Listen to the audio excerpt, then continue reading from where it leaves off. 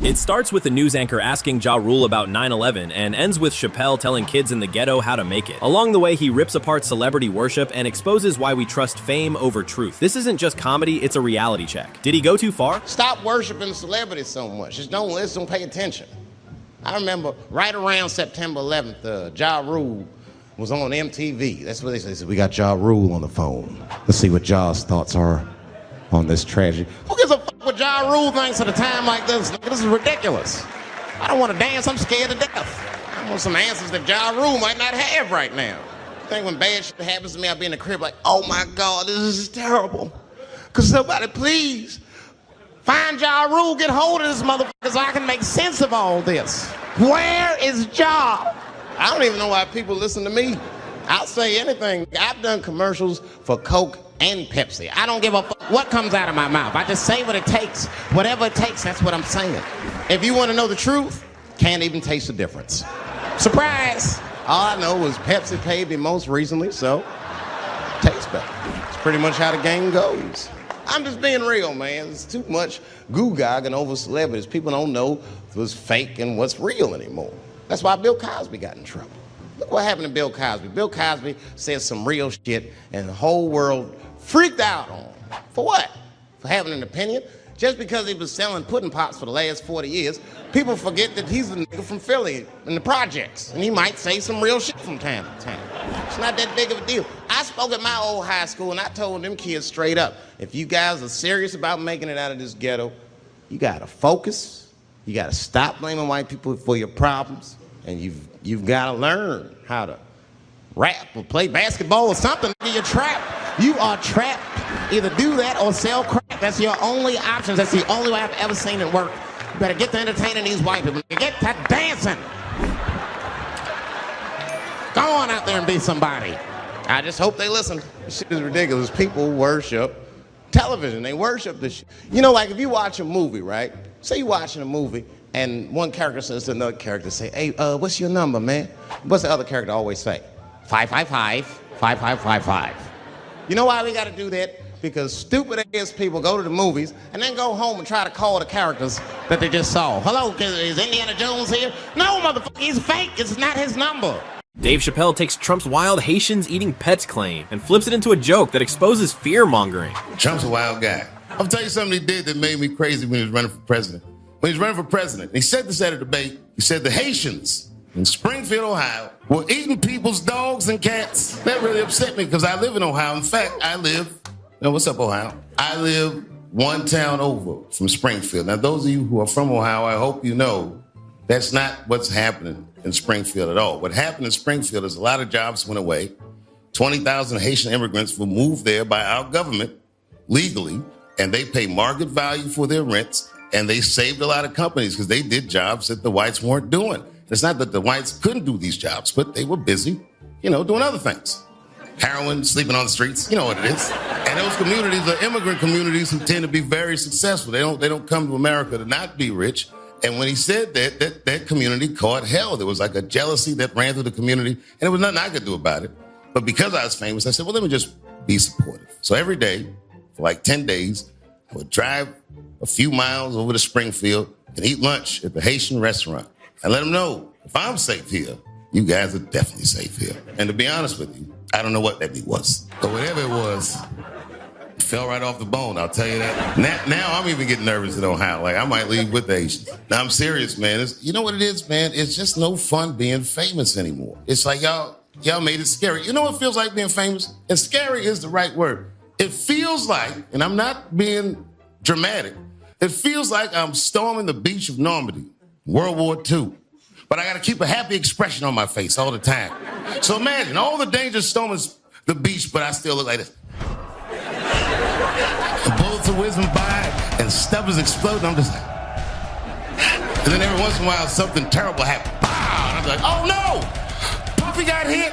And Puffy be like, oh, keep going, Playboy. I kicked the bitch in the face and forgot about it. I've been in trouble in my day. Well, I've been in a lot of trouble in my day, but man, let me tell you something. This guy, Puffy, buddy, this guy is in an enormous amount of trouble. I don't think I've ever seen anything like this. They got this guy in a RICO case by himself. This joke isn't just about ditching Flint.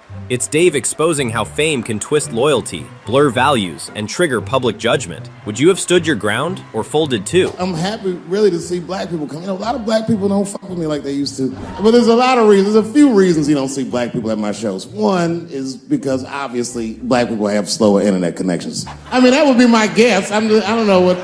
Actually, my own actions drew a wedge between me and the community I hold so dear. A couple of weeks ago, I was supposed to be in Flint, Michigan for a charity benefit that was supposed to raise awareness for the appalling condition of the water in Flint. I don't know if you know this, but the water in Flint is fucking poisonous. It's actually making people sick.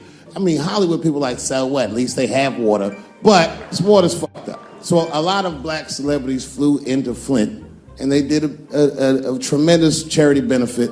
And I was on the schedule to appear. So the reason a lot of people haven't heard about this benefit, it was the same day as the Oscars. I was on my way to the airport to go to Flint, and then Chris Rock calls me and is like, hey, Dave, I got a ticket for you for the Oscars. Can you make it? And I was like, sure, I'm on my way to the airport right now. Oh, come on, man. What am I going to do about that water? What am I, a fucking superhero? I need to have fun. I need to live, too. I didn't fuck that water up. Stevie Wonder was there. They didn't need me. I've never been to the Oscars. You've seen the movies I make. I was excited as fuck. I knew I was going to get in some trouble because when I was walking in the red carpet, the black press came after me. Excuse me, brother. When you hear somebody call you brother too much, something terrible's about to happen. Excuse me, brother. And then I looked back, and the motherfucker had a tuxedo with the kente cloth tie. I said, uh-oh. He said, I just want to ask you a couple questions. I said, what publication are you with? He said, me, I'm with the Daily Bongo. I said, Daily Bongo? What the fuck? Who the fuck reads this? He said, listen, brother, I just want to ask you a quick question. You understand that this year, this is a boycott for the Oscars, so I'm just wondering what made you, of all people, cross the motherfucking picket line and be here tonight. I said, boycott? I haven't been working in 10 years. What do you mean boycott? I've been on strike. Y'all niggas didn't stop working. I had to watch fucking Key and Peele do my show every night. This isn't just a joke about food. It's Chappelle dissecting how race, identity, and even groceries get politicized. He flips a stereotype into a question. Why is some culture mocked and some invisible? Everybody's rude. Indians, they eat nasty food. All they ate was corn and shit. Doritos, I think they call it. People only see the surface. They see the division in our foods. Just because I eat chicken and watermelon, they think that that's something wrong with me. Let me tell you something. If you don't like chicken or watermelon, something is wrong with you, motherfucker. There's something wrong with you. Where are all these people that don't like chicken and watermelon? I'm sick of hearing about how bad it is. It's great. I'm waiting for chicken to approach me to do a commercial. I'll do it for free, chicken. It's the least I can do. They make fun of Latin people for eating, what y'all eat? Beans, rice, corn. Listen, that's not a reason to hate a motherfucker, all right? It's funny, but it's not a reason to hate. The only reason these things are even an issue is because nobody knows what white people eat. You've been very good at keeping that the secret amongst yourselves. I study white people. You don't know that. I'm writing a paper on you. Not even for school, just to do it, just to get, I'm doing this independent research. I'm spending my money, that's why I'm working so hard. I follow you around grocery stores. They freak out. I just try to peek in the cart. They always say, get away from my cart. What are you looking at? Chicken and giblets are over there. You must be lost. These are vegetables. What sounds like a ridiculous bus story is really Chappelle's take on fear, power, and how one line can flip a crowd. We'll unpack the setup, delivery, and psychology. So you decide, brilliant comedy or too far. I was on a bus that was held hostage 45 minutes. It wasn't life-threatening. I don't want to give you that impression. It was a dude jerking off, but the shit was scary, son. It was scary. Right before it happened, I was on the bus smoking a cigarette. It's a long story. It's not the coolest shit I ever did. And people freaked out. Sir, put that goddamn cigarette out, okay? This is everybody's air, sir. I flicked it. I didn't want any trouble. And just at that moment, coincidentally, this homeless dude, out of nowhere, pulls his dick out. Started beating off. And I was furious. Because nobody said shit to this guy. They were just looking like, oh my God. I was the only one on the bus that had the balls to say anything to him. And it's not even like I was brave, really. It was that, I was sitting next to the motherfucker. I had to say something. Come on, dog, you hit my elbows. Stop. Son, stop. That's all I said. I didn't want to say too much. Guys beating off on the bus means there's something wrong with this motherfucker. He's not wrapped so tight. I didn't want to push him over the edge. As soon as I said something, All these dummies on the bus, now they're brave. He's right. Put your goddamn cock away. I don't want to see this anymore. I don't want to see it either. Yeah! Now the guy flips out. All right, everybody, back up. Back the fuck up. I tried to be nice about this. Now everybody freaks out. Oh my God, it's a biological attack. Oh. I'm caught in the middle. I can't lose my cool. I said, hey, everybody, just calm the fuck down or you're gonna get me shot. So all just be cool. Let's do what this man says so he'll leave us alone. Now everybody gets quiet. That's better. And then he started walking up and down the aisles, just terrorizing us. And then he starts making demands. You in the pink shirt, squeeze your tits together. Oh God, no. No. You, stick your finger in your butt. Why? Oh God, why is this happening? Oh God, oh God. He was working my way. It was tight. Just that minute. I got saved, dudes. I was so lucky. This guy at the other end of the bus, he snapped. He lost his mind. I seen it happen. Ah! He screamed out, rush him! He can't come on all of us. And charged him out. Ah! And it was like a movie. This homeless dude seen him coming and shot one off. Ah! This is Dave turning a bad dad moment into the coldest joke about parenting you'll ever hear. He's a cold motherfucker. Let me tell you, this kid is only 16 years old. Listen to what he did to me. This motherfucker calls me up in the middle of the night. It was 1 o'clock in the morning. He goes, Dad, don't be mad. I knew something was terribly wrong. I said, what's going on? He said, listen, I'm fine. And don't forget, you told me to do this. I'm at a party, and my designated driver had too much to drink. And me and my friends need you to come pick us up. I said, Jesus Christ, it's 1 o'clock in the morning. I am faced. But I figured it's better me than some kid. I might as well roll the dice and go pick my up. I said, all right, I'm coming to get you. Just give me the address and I'll be right there.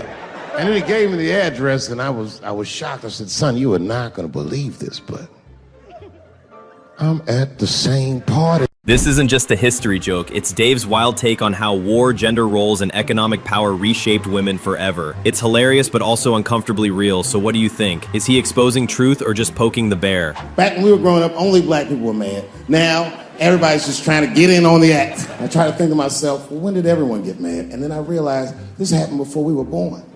This is a long way to go, but probably started in the Second World War. Think about it. All these black men, millions of black men, leave the United States for the first time, go over to Europe with America's armed forces and fight the Nazis and make more money fighting Nazis than they ever dreamed they would make in the United States. And a lot of those men, while they were in Europe, just to be real, not to be crass, a lot of them probably got their dick sucked by white women. I'm sorry, ladies and gentlemen, this was World War II Europe, and these were desperate times, and penises were being sucked for shoelaces and chocolate and very frivolous things. And it's very hard to come back to America and sit on the back of the bus after you've been in the south of France getting your dick sucked for a Crunch Bar or some crazy shit like that. That's a life-changing experience. And while that was happening in Europe, here in America, for the first time, women entered the workforce en masse by the millions. All the men were gone. Someone had to run the factory. The ladies did it.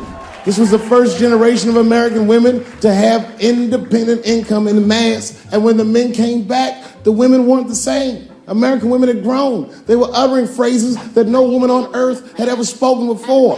Things like no and shut the fuck up and I don't feel like it. This isn't just a wild weed story. It's Dave Chappelle using humor to flip racial stereotypes, poke at cultural differences, and show how far people will go for a laugh. I'll break down why it hits harder than you think. But tell me, is this pure comedy genius or just too far? I got a lot of things to talk about tonight. First of all, I've stopped smoking weed.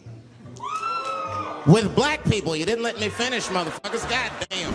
I'm sorry, black people, to break the news so publicly, but I can't smoke with you anymore. Every time I smoke weed with my black friends, all you talk about is your trials and tribulations. I'm sick of that shit. I got my own problems. That's a waste of weed. I'm smoking weed to run away from my problems, not take on yours. From now on, I smoke weed exclusively with white people.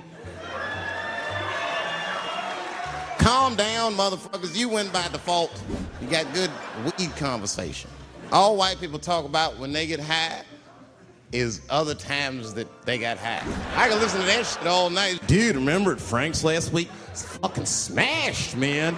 And catalogs everything they drink. 2 shots of Jaeger, tequila, 4 bong hits, man. That shit is great. Only bad part is you cannot pass out around white people. Every time white dudes pass out around each other, they always do some borderline gay shit when the guys are asleep. Frank fell asleep, so he like stuck a carrot in his ass and put shaving cream on his balls. Like, why, motherfucker? Why would you do that to a friend of yours? He trusted you enough to sleep around you. You gonna put a carrot in his ass? Is that nice? I tell you right now, if I put a carrot in a black dude's ass, a nigga will kill you when he wakes up for some shit like that. That is an automatic death sentence on the street. It's a rap for you. I'm gonna kill that motherfucker. I thought y'all was friends, baby. What happened? I fell asleep at his house, right? We was drinking, and I fell asleep at his house, and while I was sleeping, right? I'm just gonna kill that motherfucker, all right? That's all you need to know.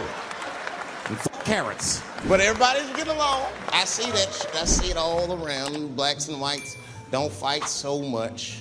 You know who don't have no beef with anybody is Asian people. I see how y'all be doing. Y'all just lay in the cut.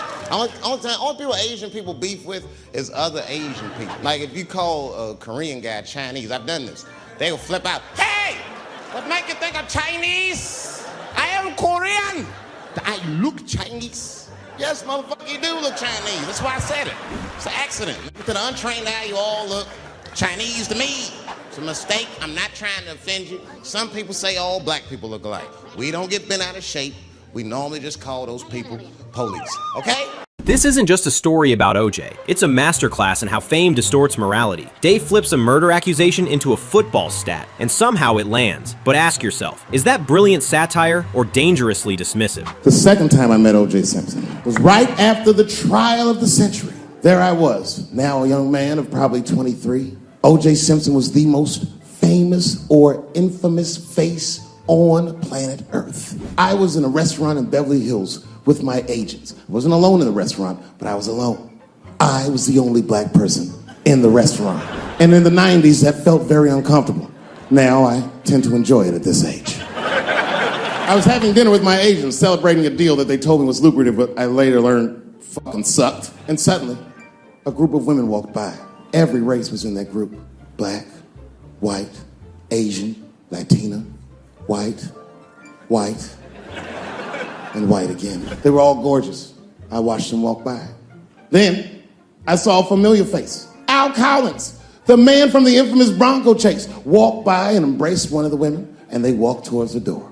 Couldn't believe what I saw. And then, close behind him, was O.J. Simpson, newly released from jail. The restaurant fell still. I was shocked. I didn't mean to say it out loud, but it just came out.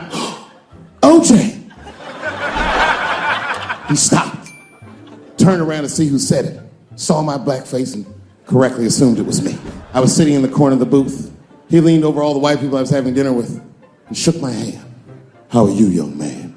He looked in my eyes, and I could see in his eyes that he didn't remember meeting me the first time.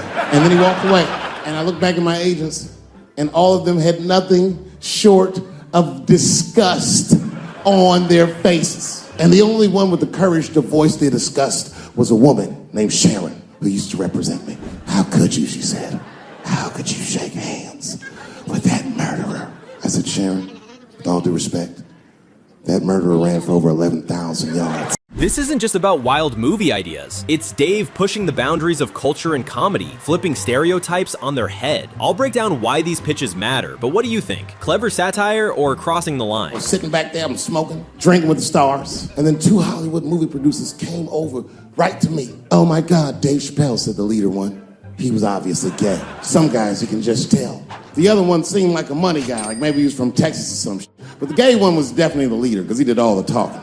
And then he hit me with, so David, do you have any movie ideas that you would like to pursue? The truth is, I don't. You're not supposed to tell motherfuckers you don't have ideas. I was like, yeah, man, I got plenty of ideas. And he called my bluff. Really? Like what? Huh? And then I just started making up shit that I thought maybe he'd like to see. I said, I have a superhero idea. He goes, really? I go, yeah, he's a gay superhero. He was like, really?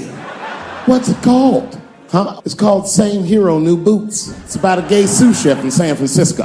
He gets bit by a radioactive rat on his shift when he's taking out the trash and is blessed with powers beyond his wildest dreams. Supersonic, gay kind of powers. And He starts saving everybody in San Francisco. But at first, he only saves gay people. Later, he saves everybody, and the whole city just falls in love with him. The only problem is, no one remembers him when he saves them. Well, I don't understand. Why wouldn't they remember him? I said, because, dummy, he's gay. He keeps changing his outfit. People come up, thanks for saving, mister. What's your name anyway? And he's like, same hero, new boots, and that motherfucker flies away. He's like, I like it a lot. The Texan didn't like that shit at all. He was upset. That's impossible, gay superhero. I said, what? Well, I have others. I have a superhero you love because he's stronger than Superman and he fights for truth, justice, and the American way like Superman, but more than Superman. He beats up Mexicans for no reason. The Texan's like, you got my attention. I was like, man, this motherfucker is so strong. He can fly and do all this great shit. Only problem with this guy is he can't even activate his powers unless he touches a woman's vagina. He said, well, what's the problem with that? I said, well, the problem, sir, is that our hero is not, he's not a handsome man. And he's often short on cash. So whenever trouble breaks out, he has to run around the city and convince women to let him pat their vaginas. Please, miss, that building's on fire. Can I pat your vagina quickly? People are dying, but he can't tell them exactly why. Get away, you're gross. Please, miss, people are dying. Just a couple of pats. Gross, get away. So he rapes them. I know. That's the dilemma for the audience. Because he rapes, but he saves a lot of lives. This story isn't just funny. It's Dave Chappelle wrestling with violence, parenting, and how honesty can go hilariously wrong. But here's the twist. Is his son's brutal logic a sign of bad parenting or perfect parenting? So imagine my surprise when I go to pick my son up and the teacher is waiting outside for me. She's just standing right there in the middle of the fucking handicap space. I knew something was wrong, so I rolled the window down like, hey, what's going on? Hi, David, can we talk to you for a minute in the office? I said, no, fuck that, we gotta talk right here. What's going on? I knew it was bad. Ibrahim had a fight. I said, a fight? Don't worry, everyone's okay. I said, everyone? What happened? Well, that's it. We don't know what happened because he won't talk to anybody. All we know is that he punched Sarah Jr. in the face. I said, oh no. Sarah's one of the only parents I'm not sure I can beat up in this school. Just in case Sarah pulled up to pick up their daughter. And then we all had to go into the office. And I was really worried because I didn't want them to kick me out of the school. And then they brought my son in, he was crying. They brought him in like a prisoner. He was like, oh. I said, son, just stop crying, calm down. Do not look at these mean faces. I need you to look at my face. And I need you to tell me the truth, buddy. All right? Just tell me the truth. Is it true? Did you punch that girl, Sarah Jr., in the face? I was trying to give him a signal to lie, but he didn't pick up on it. I was like... He wasn't paying attention. He said, yes, Daddy, I punched her face. I said, oh, my God. Why? Why would you do that? You're not supposed to put your hands on anybody. And his answer was so gangster, it scared all the parents in the room. He was like, because she had it coming. I said, This is how Dave Chappelle makes the wildest point about self-identity, by dragging Rachel Dozer into it. you know who hates me the most? The transgender community. These motherfuckers. I mean, I didn't realize how bad it was. These motherfuckers, I was really mad about that last Netflix special. It's tough, man. I don't know what to do about it because I like them. I always have. Never had a problem with them. You know, just fucking around. As a matter of fact, I think I make fun of everybody. And, I mean, as a group of people, they have to admit, it's kind of fucking hilarious, man. I'm sorry, bro. It's like, I've never seen somebody in such a hilarious predicament not have a sense of humor about it. They're born feeling like there's something other than they're born as, and that's kind of funny, you know? I mean, it's funny if it's not happening to you. It's like that white black bitch that's in the news all the time. Rachel Dozer. She always says that. She's a white woman, but then she dressed up like a nigga and shot her way up to the very top of blackness. And I always wanted to meet her just so I could understand. I just wanted to like have dinner with her so I could just look in her eyes and call her a nigger to her face. The fuck is that bitch talking about? I identify black. That is trans talk, lady. Stop biting. It's a big difference between her and a trans. The difference between her and a trans is I believe transgenders. I don't understand them either, but I know they mean what they say. Them niggas cut their dicks off. That's all the proof I need. I've never seen somebody just throw their dick away. Don't need it. I don't understand, but I believe you and I support your decision, motherfucker. How far is Rachel willing to go? What is Rachel willing to do so that we blacks can believe that she believes she's actually one of us? Are you willing to put a lien on your house so that you can invest in a mixtape that probably won't work out? She didn't even change her name. Didn't even change her name. Her name is Rachel. I can't believe in that name. If you want my support, you're gonna have to change your name to the blackest shit I've ever heard. You're gonna have to change your name to Draymond Green. I don't know a blacker name than that. That shit is black on paper. If you type Draymond Green into Airbnb, that shit will log off automatically. This is how Dave Chappelle turns getting left out of Diddy's wild parties into pure comedy, exposing the paranoia and self-doubt behind the joke. Did you know anything about those golf parties? I'd be like, nah, man, I didn't know anything about golf. And they all look at me like, and they be like, well, how all these people you know was at golf, but you're the only one that wasn't at golf. And I thought about it for a minute. I said, oh my God, I'm ugly.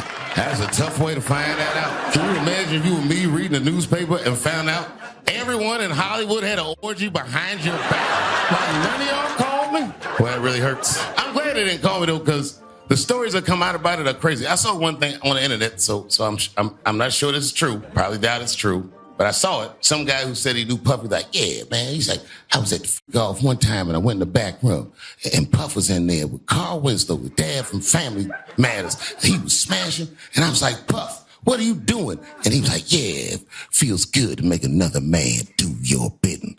And I was like, oh my God.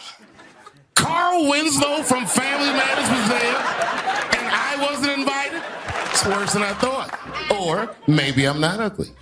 Look at my face. This is not necessarily a handsome face, but it's not an ugly face. But if you really study my face clearly, I have snitch energy. Oh, I look like I'll tell.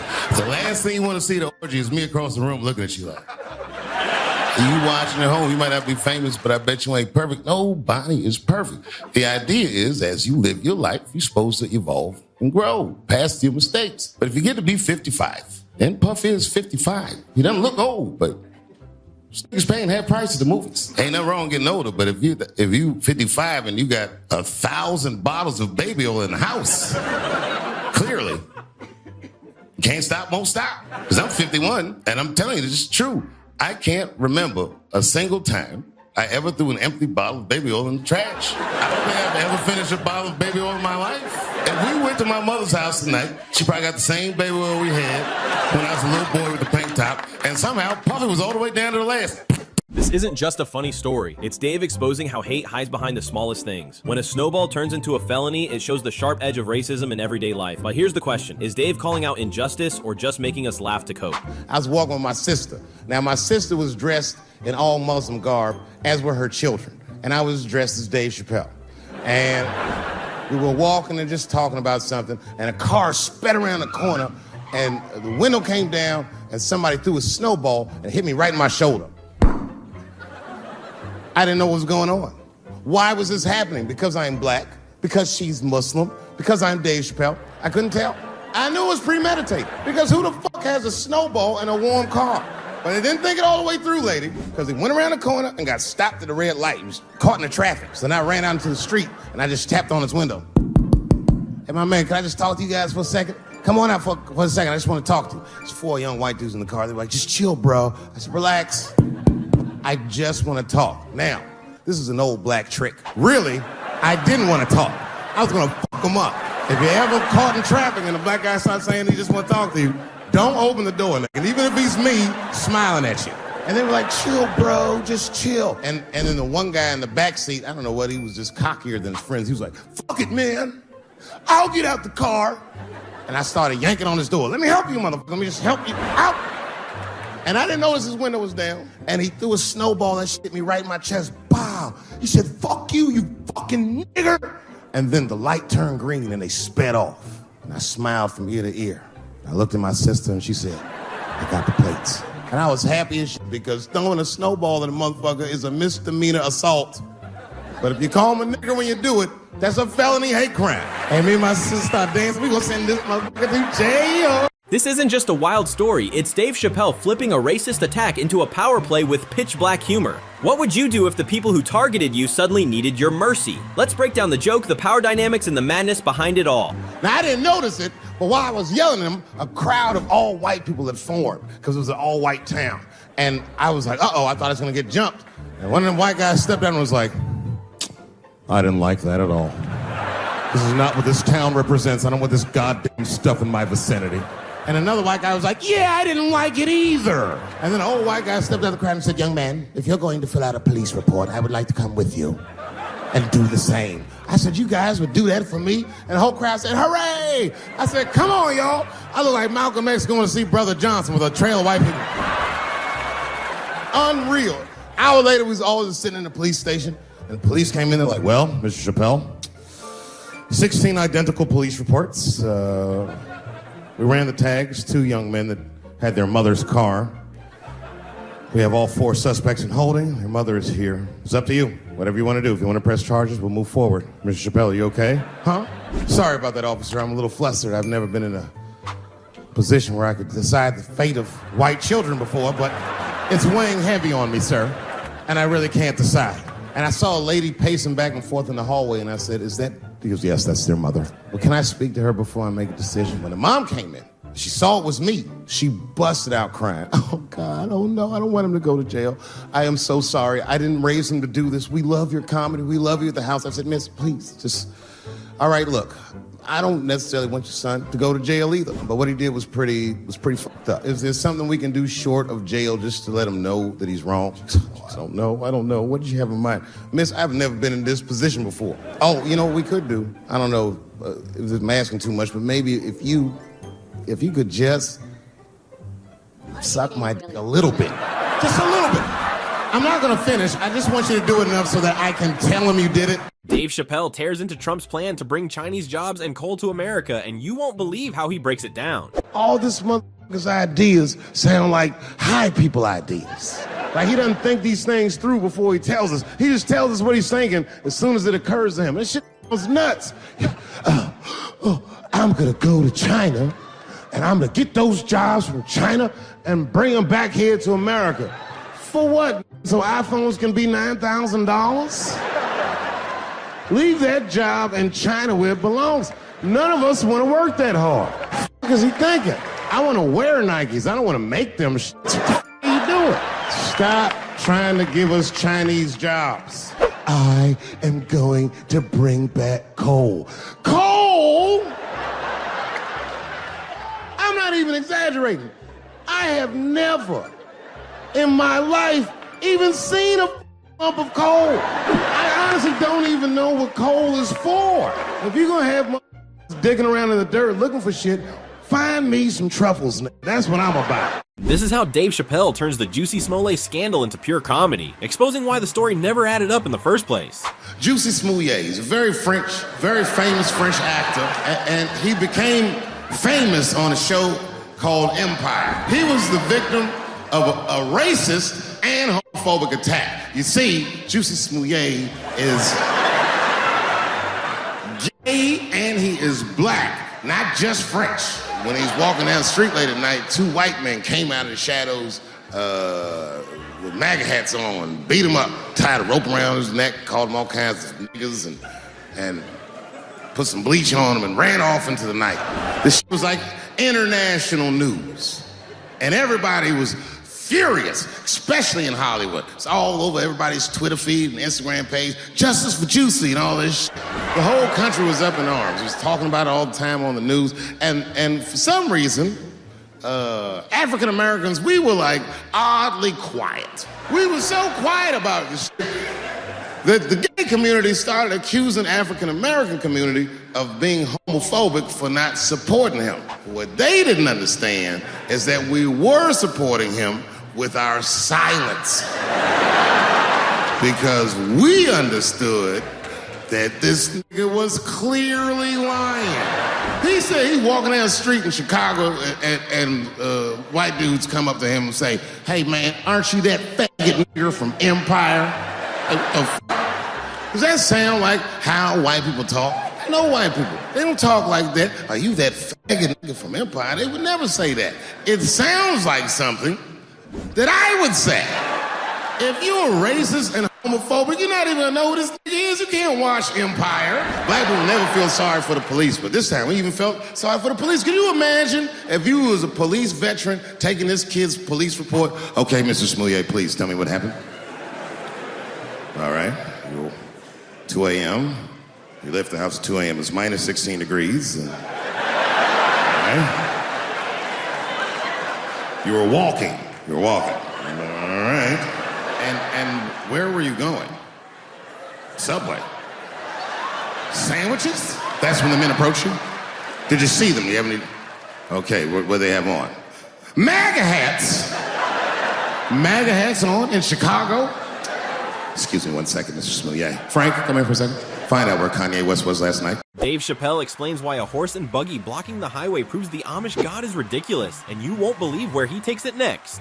I respect everybody's beliefs except Amish people, because they are the only ones that I can say clearly their God is wrong. Speed limit is 75 miles an hour in Ohio, and one lane of traffic is blocked by a goddamn horse and buggy. Your God is ridiculous. All the Amish people around my way know me too. Not from television, obviously. They know me from the streets, because when I see them horse and buggies, I'll pull the Porsche over and talk to them. Ezekiel, are you sure that God doesn't want you to have any of this technology or this energy? Huh?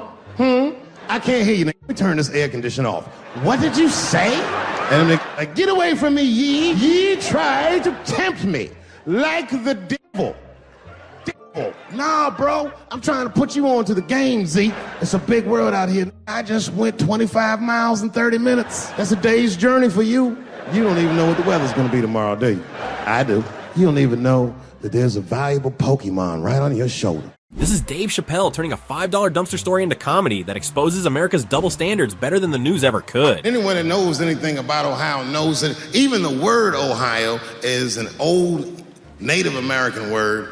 It means, literally, land of poor white people. And I don't know what's going on down here, but in my experience, poor white people love, and I mean they fucking love, heroin. They can't seem to get enough of it.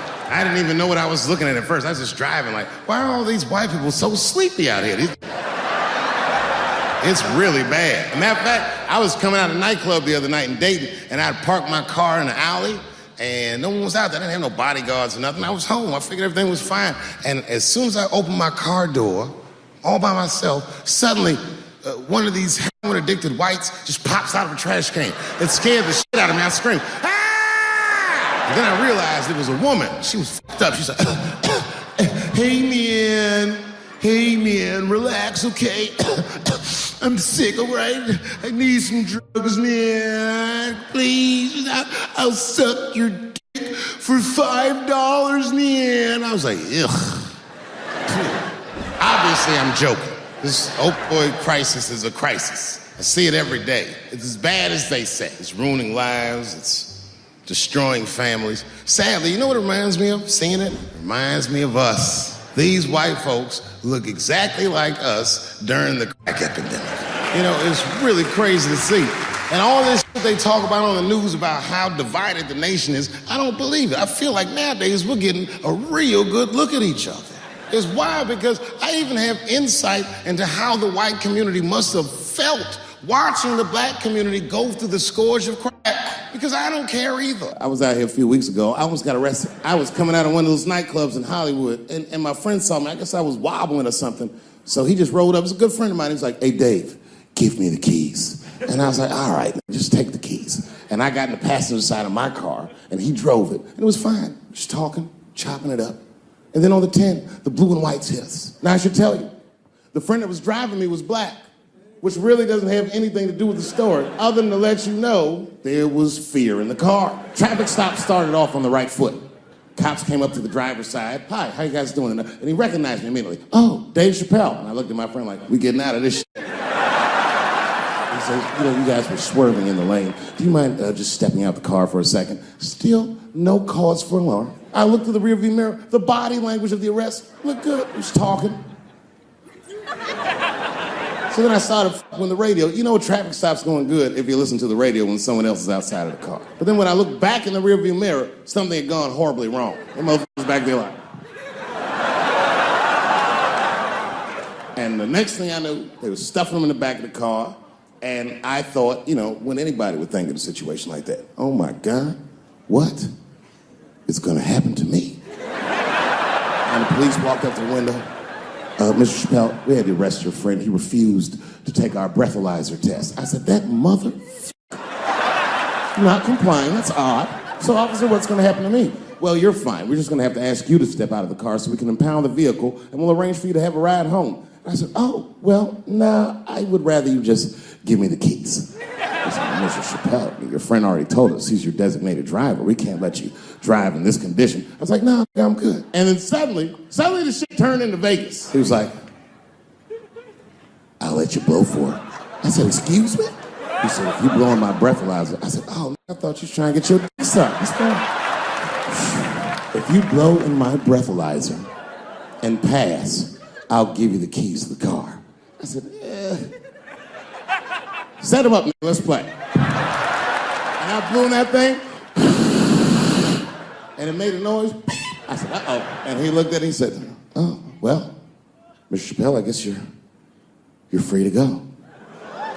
I said, I am. I didn't know that thing didn't pick up. I drove home on the 30 miles an hour. Watch how Dave Chappelle turns juicy Smoothie's hate crime hoax into one of the funniest breakdowns of police work you've ever heard. He said he's walking down the street in Chicago and white dudes come up to him and say, hey man, aren't you that faggot nigger from Empire? Does that sound like how white people talk? I know white people. They don't talk like that. Are you that faggot nigger from Empire? They would never say that. It sounds like something that I would say. If you're racist and homophobic, you're not even gonna know who this nigga is. You can't watch Empire. Black people never feel sorry for the police, but this time we even felt sorry for the police. Can you imagine if you was a police veteran taking this kid's police report? Okay, Mr. Smouye, please tell me what happened. All right, 2 a.m. You left the house at 2 a.m. It's minus 16 degrees. All right. You were walking. All right. And where were you going? Subway. Sandwiches?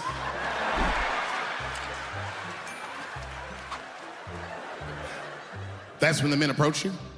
Did you see them? Do you have any? Okay, what they have on? MAGA hats. MAGA hats on in Chicago. Excuse me one second, Mr. Smouye. Frank, come here for a second. Find out where Kanye West was last night. This isn't just a joke about stolen sandwiches. It's Dave Chappelle on marriage, weed, and how sons see their father as a legend, even when he's high and raiding the lunchbox. But does this say more about parenting or about how boys are wired? You decide. We spend the most time together. Like, it's not that me and my wife don't spend time together, but we've been married so long, it's like we don't talk like. I don't know if anyone's married here, but if after 10 years, all that chatty shit goes away. You've said it all. You know what I mean? It's just, yeah, we're just in the zone. She says the same shit to me every night before she goes to bed. I'll be the last one up. She's like, I'm gonna get some sleep, Dave. Good night. All right, babe, we'll stay up and watch television. Good night. And she'll walk halfway up the steps. David? Huh? Don't eat the kids' lunch. And then she walks away. Well, the crazy shit is I don't even eat their lunch anymore. Back in the day, I used to eat that shit. You know how that goes. I might smoke some weed in the middle of the night and she'll leave neatly wrapped sandwiches all over the kitchen. I'm gonna eat it. What's the big deal? Why can't she just make another one in the morning? I mean, it's like, I got sons anyway. And sons love everything their dads do. My kids would be at school the next day, just look like, oh, Dad bit my sandwich. Oh, shit. Their dad is Dave Chappelle, man. You could trade that sandwich for something better. What I'm doing is adding value to their lunch. This isn't just a joke about doctors. It's a deeper jab at desire, professionalism, and the blurred lines between trust and temptation. Dave's not just being crude. He's asking who really belongs in the room. What do you think? Too far or finally honest? You know, it's illegal for a gynecologist to say the word pussy. They can only say vagina or they can name individual parts medically, but they can never say shorthand, even if the gynecologist is a woman. I feel like if it's a woman gynecologist, it's cool. Like, am I all right? And she'd be like, girl, that pussy is. I don't think men should be allowed to be gynecologists. That shit is a conflict of interest. Even when my wife was pregnant, we used to go to the gynecologist, and he'd put her legs up in that stirrup like this. He'd be like, all right, Miss Chappelle, just try to relax. I push it, back up, motherfucker, I got this. Just tell me what to look for. One of those home-style checkups. There's too many ethical questions when men do that. Like, can a gynecologist lose their license for smelling their fingers during an exam? Is that illegal? How could they not? These are men. It's like if you have a good barbecue, you don't even think about it. You just...